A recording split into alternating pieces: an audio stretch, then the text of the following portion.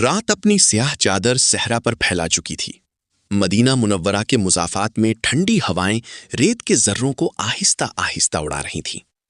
آسمان بے شمار ستاروں سے جگمگا رہا تھا، لیکن زمین پر ایک چھوٹے سے خیمے کے اندر اندھیرا، بھوک اور بے بسی کا راج تھا۔ ہر طرف خاموشی تھی، مگر اس خاموشی کو چند معصوم بچوں کی سسکیاں بار بار توڑ رہی تھیں۔ خیمے کے اندر ایک غریب ماں اپنے بچوں کے درمیان بیٹھی تھی۔ اس کی آنکھوں میں بے بسی اور چہرے پر فکر کے آثار نمایاں تھے۔ بچے بھوک سے نڈھال ہو چکے تھے۔ ان کی کمزور آوازیں ماں کے دل کو چھلنی کر رہی تھیں۔ امی، ہمیں بہت بھوک لگی ہے، کھانا کب ملے گا؟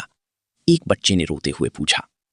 ماں نے آنسو ضبط کرتے ہوئے اپنے بچے کو سینے سے لگایا اور کہا، بس میرے لال، تھوڑی دیر اور صبر کرو، کھانا پک رہا ہے۔ بچوں کی نظریں خیمے کے ایک کونے میں رکھے چولہے پر جمی ہوئی تھیں۔ چولہے پر ایک ہانڈی رکھی تھی جس میں پانی کھول رہا تھا، مگر حقیقت یہ تھی کہ اس ہانڈی میں کھانے کا ایک دانہ بھی موجود نہیں تھا۔ صرف چند پتھر ڈالے گئے تھے تاکہ بچے یہ سمجھیں کہ کھانا تیار ہو رہا ہے اور شاید انتظار کرتے کرتے سو جائیں۔ ماں بار بار ہانڈی کو ہلاتی اور پھر اپنے بچوں کو تسلی دیتی، لیکن اس کے دل میں ایک طوفان برپا تھا۔ اس کے پاس نہ آٹا تھا، نہ کھجوریں اور نہ ہی کوئی اور غذا۔ کئی دنوں سے فاقے چل رہی تھی۔ آخرکار جب بچوں کا رونا بڑھ گیا تو وہ عورت آسمان کی طرف دیکھ کر بولی، اے اللہ، تو گواہ رہنا، میرے بچے بھوک سے تڑپ رہے ہیں اور ہمارا امیر ہماری خبر نہیں لیتا۔ قیامت کے دن میں اس کی شکایت تیرے حضور ضرور کروں گی۔ اسے معلوم نہ تھا کہ اس کی یہ درد بھری آواز زمین سے آسمان تک پہنچنے کے ساتھ ساتھ ایک ایسے شخص کے کانوں تک بھی پہنچنے والی ہے جس کا دل اپنی رعایا کے درد سے دھڑکتا تھا۔ اسی رات مدینہ کی گلیوں میں مسلمانوں کے امیر عمر ابن الخطاب اپنے خادم اسلم کے ساتھ گشت کر رہے تھے۔ ان کا معمول تھا کہ راتوں کو نکل کر لوگوں کے حالات معلوم کرتے تاکہ کوئی ضرورت مند ان کی نگاہوں سے اوجھل نہ رہ جائے۔ چلتے چلتے انہوں نے دور ایک خیمے کے پاس آگ جلتی دیکھی۔ حضرت عمر رضی اللہ تعالیٰ عنہ نے فرمایا، چلو دیکھتے ہیں وہاں کون ہے۔ جب وہ قریب پہنچے تو بچوں کے رونے کی آوازیں سنائی تھی۔ حضرت عمر رک گئے، ان کا دل بے چین ہو گیا۔ انہوں نے عورت سے پوچھا، بچوں کے رونے کی کیا وجہ ہے؟ عورت نے جواب دیا، بھوک کی وجہ سے۔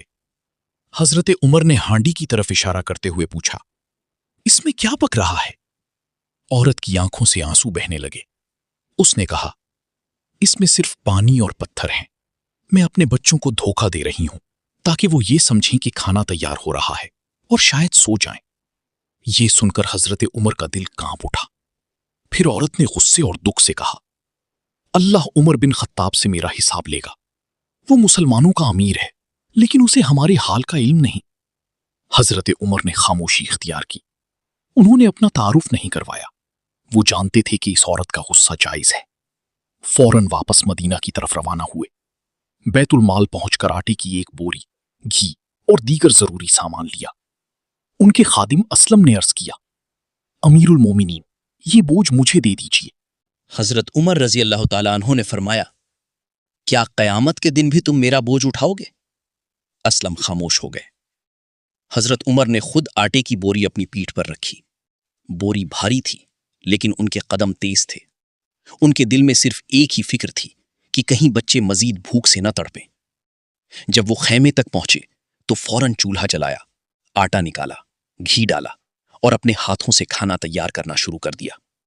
دھواں ان کی داڑھی میں گھس رہا تھا۔ آگ کی تپش ان کے چہرے پر پڑ رہی تھی، لیکن وہ مسلسل مصروف تھے۔ اسلم کہتے ہیں کہ میں نے دیکھا حضرت عمر بار بار آگ میں پھونک مار رہے تھے اور دھواں ان کی گھنی داڑھی سے نکل رہا تھا۔ کچھ دیر بعد کھانا تیار ہو گیا۔ حضرت عمر نے اپنے ہاتھوں سے بچوں کو کھانا پیش کیا۔ بھوک سے نڈھال بچے جلدی جلدی کھانے لگے۔ ان کے چہروں پر خوشی لوٹ آئی، رونا بند ہو گیا۔ خیمے میں پہلی بار سکون محسوس ہوا۔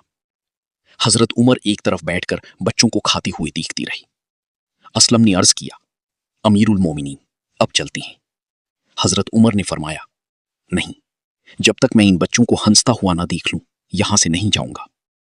چنانچہ وہ وہیں بیٹھی رہی۔ کچھ ہی دیر بعد بچی پیٹ بھر کر کھیلنے لگی۔ ان کے چہروں پر مسکراہٹیں بکھر گئیں۔ یہ منظر دیکھ کر حضرت عمر کے چہرے پر اطمینان نمودار ہوا۔ عورت نے دعا دیتے ہوئے کہا، اللہ آپ پر رحم کرے آپ اس عمر بن خطاب سے زیادہ خلافت کے مستحق ہیں جو ہماری خبر نہیں لیتا۔ حضرت عمر نے مسکرا کر فرمایا، جب عمر کے پاس جاؤ تو مجھے بھی وہاں پاؤ گی۔ صبح جب عورت مدینہ پہنچی تو اسے معلوم ہوا کہ رات بھر اس کی خدمت کرنے والا شخص کوئی عام انسان نہیں بلکہ مسلمانوں کا عظیم حکمران حضرت عمر بن خطاب رضی اللہ عنہ تھے۔ یہ سن کر اس کی آنکھوں سے آنسو جاری ہو گئے۔ وہ شرمندہ بھی تھی اور حیران بھی۔ حضرت عمر نے اسے تسلی دی اور اس کی ضروریات پوری کرنے کا حکم دیا۔